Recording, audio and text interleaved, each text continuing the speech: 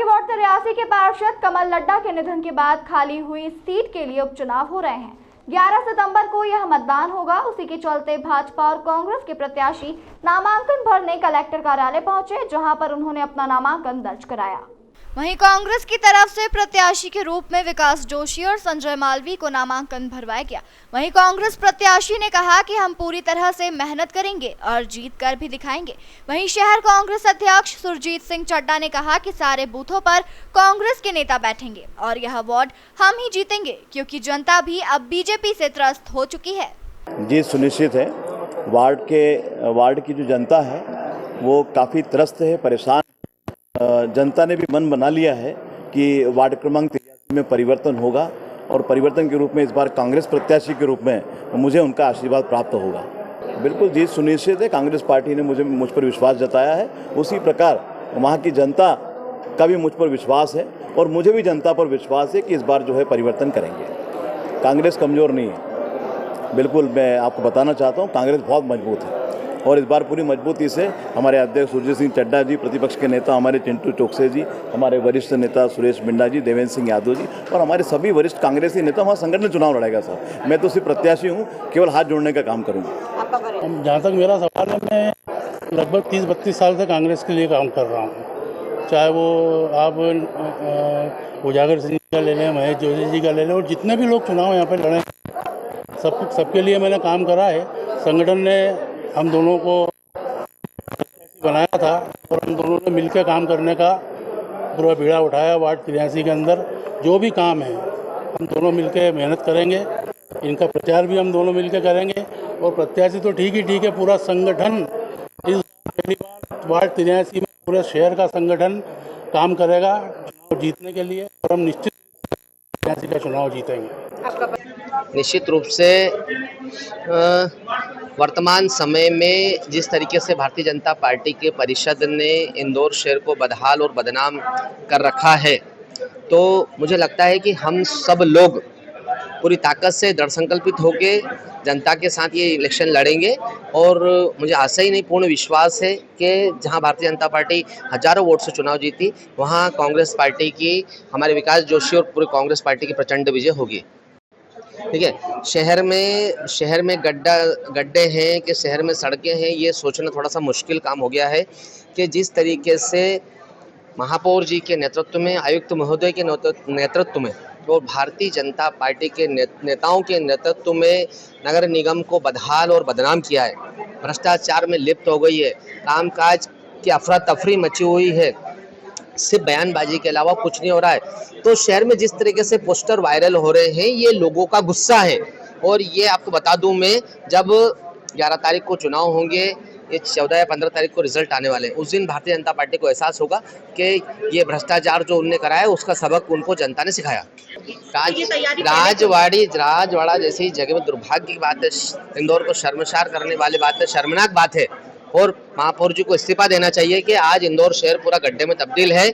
अगर महापौर जी में और आयुक्त महोदय में समझ होती कि इंदौर शहर को कैसे व्यवस्थित रखना है, तो बरसात से पहले की जो प्लानिंग है कि बरसात से पहले सारे गड्ढे भर जाते हैं, पैचवर्क होता, नालों की सफाई होती, स्टम वाटर लाइन के चैम्बर्स की सफाई होती, ड्रेनेज के चैम्बर की सफाई होती, तो आज जो इंदौर ने इतना बड़ा दिन देखा, पूरा इंदौर शर्मसार हुआ। लाखों लोग लगातार जाम में 2-2, 4-4 घंटे फंसे रहे।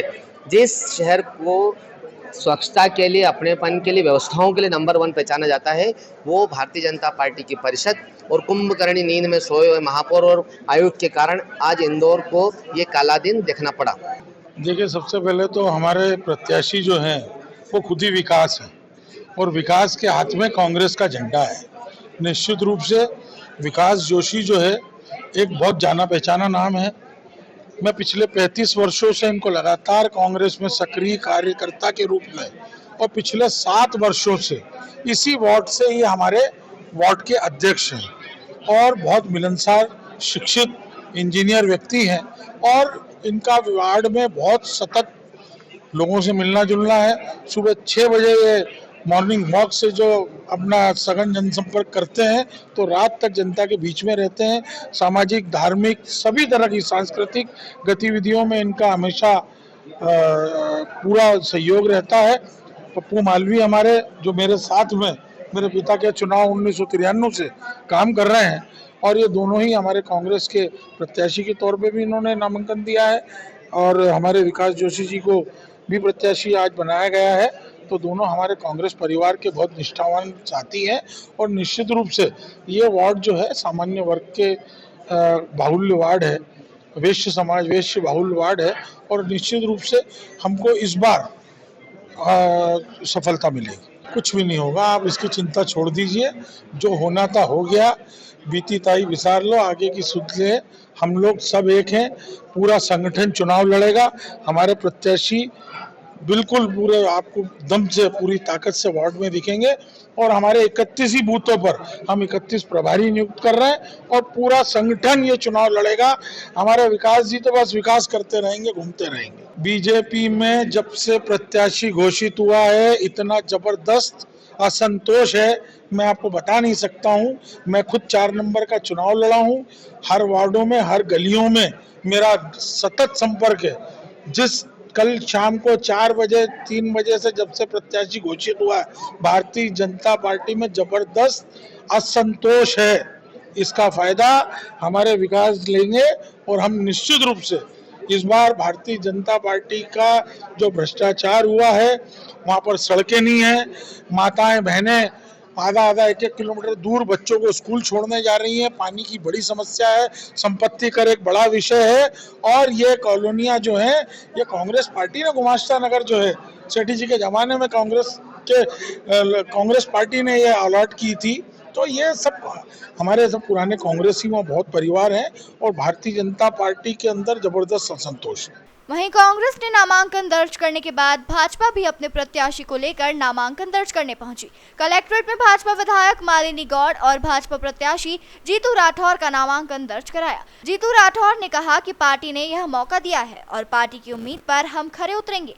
वहीं मालिनी गौड़ ने कहा कि हर जगह पार्टी है और पार्टी को ही जनता ने चुना है, इस बार भी जनता हमें ही जिताएगी।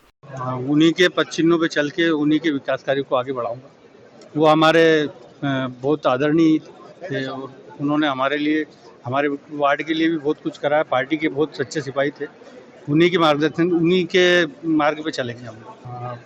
जो पार्टी ने मुझे जिम्मेदारी दी है उसको तो पूरा उतरने की कोशिश करूँगा, मेहनत करके पूरी।